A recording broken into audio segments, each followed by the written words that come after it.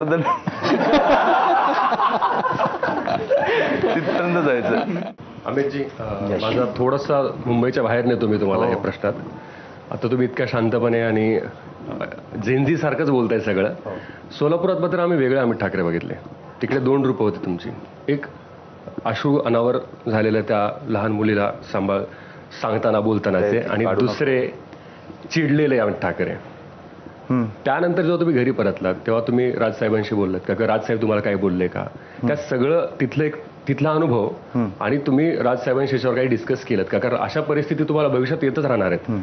तर तिथला अनुभव मी सांगूच नाही शकत. मी आय थिंक माझ्या पॉलिटिकल करिअरमधला सगळ्यात घाणेरडा दिवस होता. मी इलेक्शन हरलोय तरी मी हे तुम्हाला सांगतो, माझ्या पॉलिटिकल करिअरमधला सगळ्यात घाणेरडा दिवस होता. आता मी सगळ्या पत्रकारांना तिकडनं बाहेर काढलं, कारण मला ते व्हिज्युअल्स नव्हते पाहिजे. ते व्हिज्युअल्स कसे आले मला माहीत नाही, पण ती मुलगी रडताना माझ्या आईच्या डोळ्यात पाणी होतं, जी घरी होती. मला कियान दिसू लागला. मला कळलंच नाही मी काय करू. माझे बाबा मला परत पाहिजे, ह्याला मी फर्स्ट टाइम हेल्पलेस झालेलो.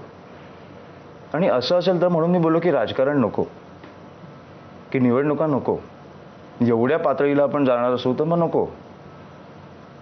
ठीक आहे, तुम्ही 5 कोटी देताय, माघार घ्यायला लावताय, विकत घेताय, सगळं ठीक आहे, पण ही कुठची पद्धत. त्या दिवशी तिसरा दिवस होता मला वाटतं. एक आई, एक बायको, 2 मुली अस्थि विसर्जन करून येतात म्हणजे काय, निवडणुकांसाठी.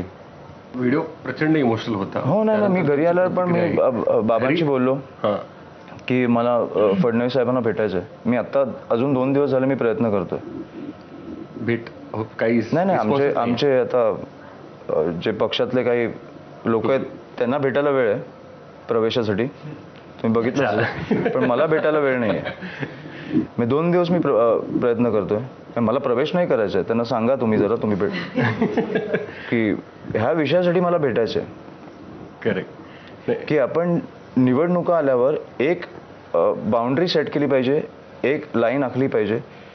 ह्याच्या पलीकडे गेल्यावर तो खुनी म्हणजे खुनी आहे. त्या मुलींना न्याय मिळाला पाहिजे, ही माझी भावना आहे.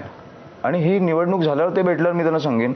बाकी त्यांची काळजी कशी घ्यायची हे मी बघेन.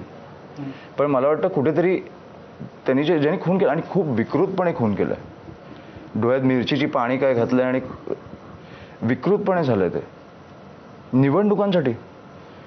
फॉर्म माघार नाही घेतला म्हणून. त्याच्यामुळे माझे अजून प्रयत्न चालू आहेत. मी त्या बाळासाहेबांना न्याय मिळाल्याशिवाय मी शांत बसणार नाही. ही आपण ह्या लेवलला नाही नेऊन ठेवू शकत महाराष्ट्र. अमितजी, तुम्ही आता म्हणालात की मुद्दा आता अर्थातच संवेदनशील आहे सोलापुरातला.